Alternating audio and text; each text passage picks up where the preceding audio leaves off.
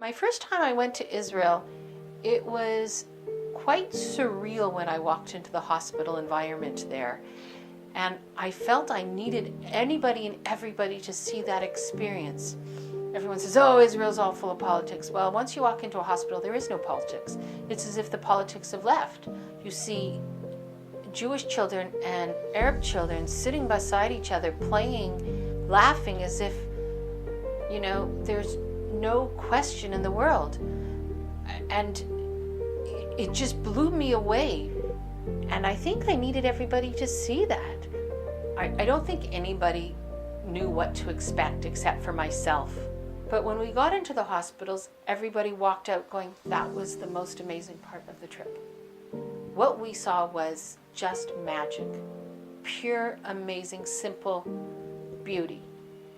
The care, the compassion for all walk of life. Outside of that, I decided, well, if I'm going to do the hospitals and have everybody in awe, then I want them to see the country and see it in the beauty that Israel does have to offer. And that is the multicultural and the history of Israel. We went to some beautiful sites, obviously.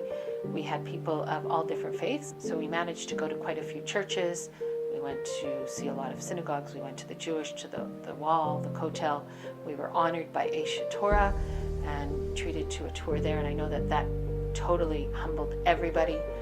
The other thing is, I wanted to show people stereotypes and break down the stereotypes. I grew up in a city where I was the minority for being Jewish. That probably gave me a broader understanding and respect, I think, in a lot of ways, to respect other people's religions and walks of life. And I've always said that my parents raised me to be unequivocally open, tolerant, and acceptable.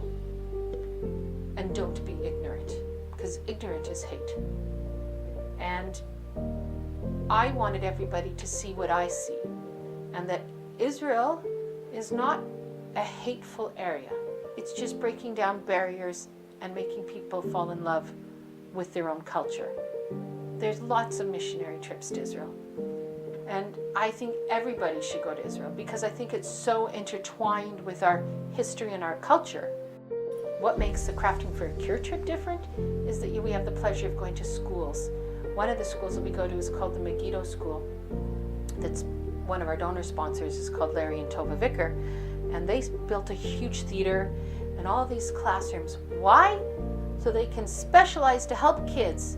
If you stop looking at a child with autism or Asperger's or any learning disability that they're not capable, then you're not doing right. This country looks at them as they're all capable. It's just learning how to teach them to work in their abilities. Would I do this trip again? In a heartbeat, I would do this trip again. I would want to take another group. So Crafting for a Cure has agreed to do it all over again. It's a totally different type of mission. It's one of emotion, love, compassion, breaking down barriers, learning to accept each other, and you get to see something that's truly amazing. So I'd welcome you all to come, but we are in the midst of planning our next trip, and I hope you can join us.